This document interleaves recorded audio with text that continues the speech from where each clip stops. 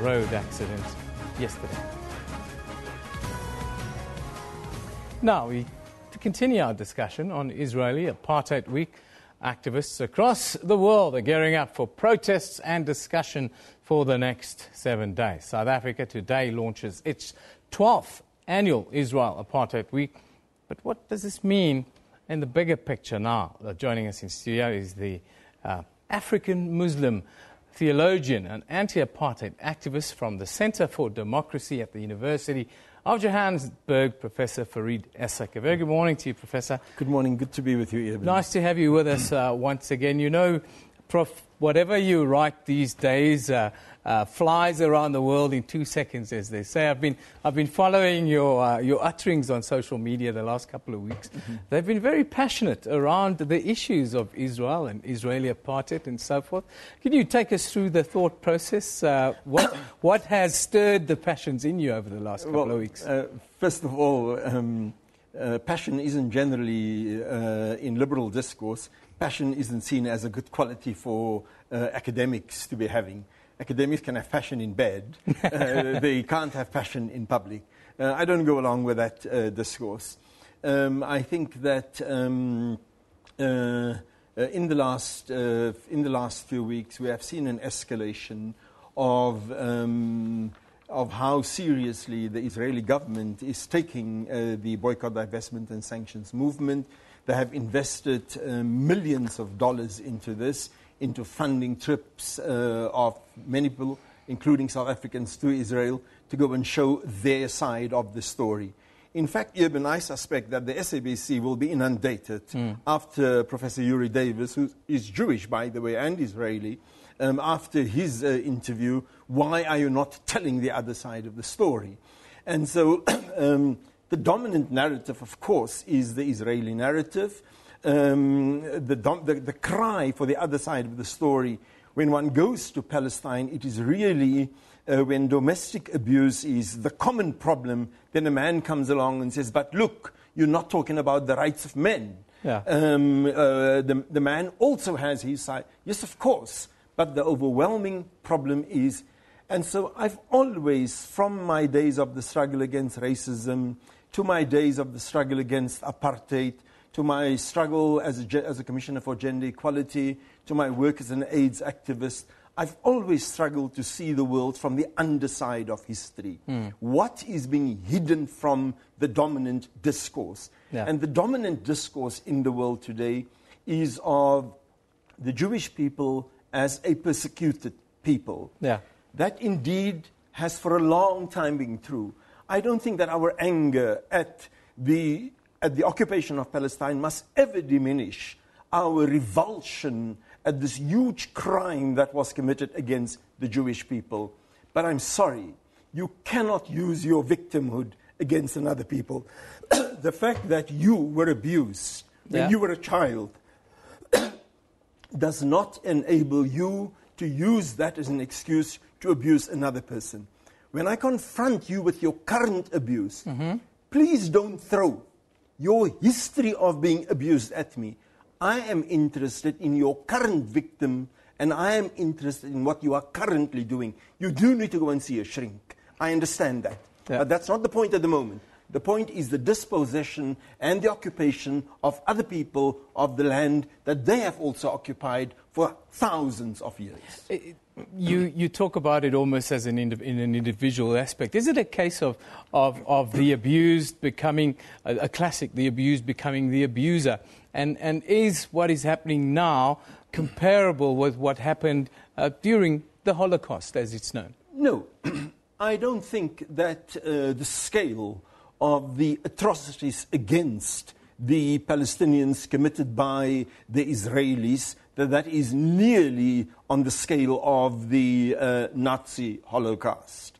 I think that there are elements that are present, ethnic cleansing, the desire to remove a people, the whole idea that other people are inherently dirty, that they sully the land, the intention to create a future by building walls, by bracketing yourself off completely from other people. Well, I think that there are elements of that present. And yes, it is true. If your abuse is not dealt with and worked through properly, inevitably that repeats itself. It doesn't always have to be the case. South Africa has been an example where black people in South Africa have not felt the need to wreak upon others what was wreaked upon ourselves. Yeah. But very many a times, when you don't work through your victimhood, you see the problem with the slogan that emerged from the Holocaust, never again. It really means never again to us. Yeah. When you are part of a broader humanity, never again should mean never again to everybody. And so the whole logic that you can actually build your security on the insecurity of another people, this is at the heart of what's underpinning this ethno-genocide that is taking in Palestine, systematically, very slow and long, drawn out, not nearly as dramatic on the scale of the Holocaust. Now, Professor, we're talking about Israeli apartheid versus South African apartheid. Of some of the stuff that I read that you wrote, you made an analogy. You said that you believe that Israel apartheid, in many ways, is much worse than apartheid were in South Africa. Is it fair to make a comparison? And if you can maybe qualify it, why would you say that it'd be worse? First of all, the South African people have never demanded that the word apartheid only belongs to them.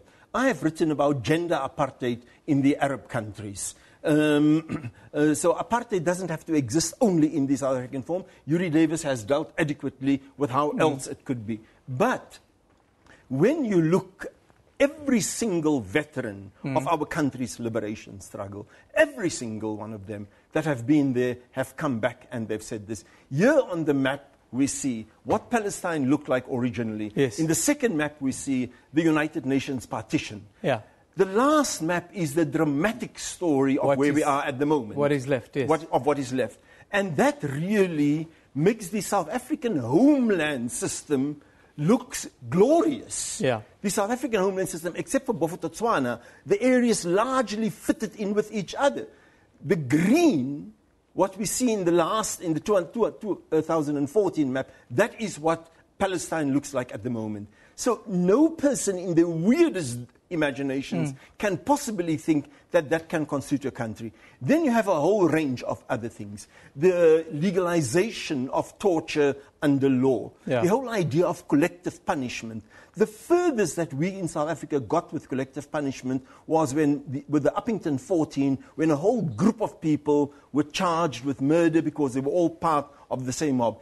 In Palestine, if you're an activist, your home gets bulldozed. You're on trial. You haven't even been charged. Your home gets bulldozed. Your family land gets bulldozed. Your whole family and tribe is held culpable for it. So in many ways, what the Palestinians are experiencing, as people like myself, people like Khalema Motlanthe, people like Bladen Zimande, people like Baleka Mbete, a whole range, people like Ronnie Casserols, people like Terrell Kota before he got co-opted by the other side, a whole range of politicians who've been there have come and said that life under Zionism or in the shadow of Zionism is infinitely worse than what life under apartheid had been for us as black people.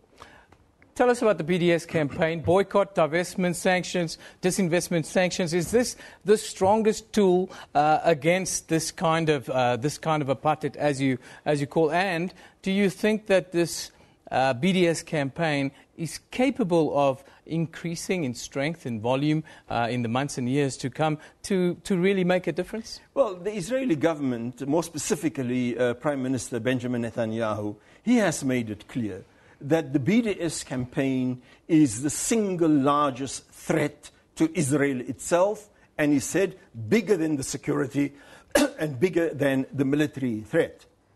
The BDS campaign has only been 12 years. Now, of course, in the case of South Africa, we had the armed struggle, we had the internal movement, and then, of course, we also had our campaign of BDS against South Africa. The BDS campaign against Israel is only 12 years old. It has notched up enormous victories throughout the world. The fact that the Israeli government has invested more than $250 million just last year allocated this amount of money to fighting the BDS campaign internationally, training people. All of this is an indication of the success of the BDS campaign. It has become a central issue in the United States elections. Various United States state legislatures are running helter-skelter trying to counter the BDS movement. The one challenge that the BDS movement has is that for every success of ours, we are increasing the amount of work that we do. Because the Israelis and their lobbies in South Africa, and that is really what they are, often masquerading as indigenous South African communities. There is an indigenous South African Jewish community, but very many of those Jews don't support the Zionist narrative.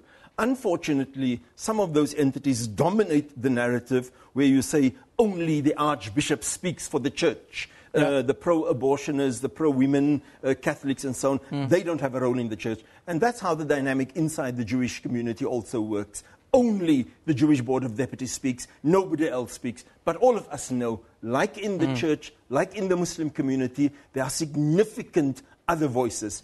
Today we had an Israeli Beirut Nodi in front of us. We had an Israeli Joe Slovo in front of us. An Afrikaner, from the heart of Afrikanerdom, there were these Afrikaners who stood up. And so from the heart of Judaism, you have many, many Jews who are standing up and speaking truth to power today.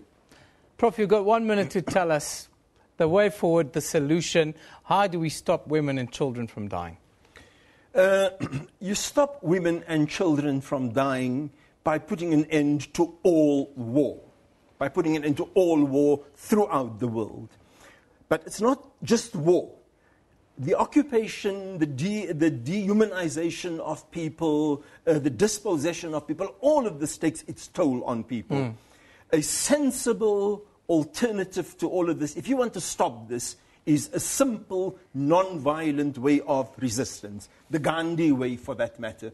And that is divest from those that are guilty of this, take sanctions against them, raise your voice against them, and at the very least, don't become complicit in that. You're not a Palestinian, you're not there, you can't fight there, but how do you engage in your own peaceful way, and which in the case of many South Africans, certainly everybody abroad who did not always support the armed struggle against the apartheid regime, they decided boycotting outspan oranges, boycotting citrus fruits, boycotting South African wine. This was the way that and this is the way that we think the international community should be participating in this non-violent movement against the dispossession of the Palestinian people of their land. Prof, thank you very much for joining us. We've run out of time.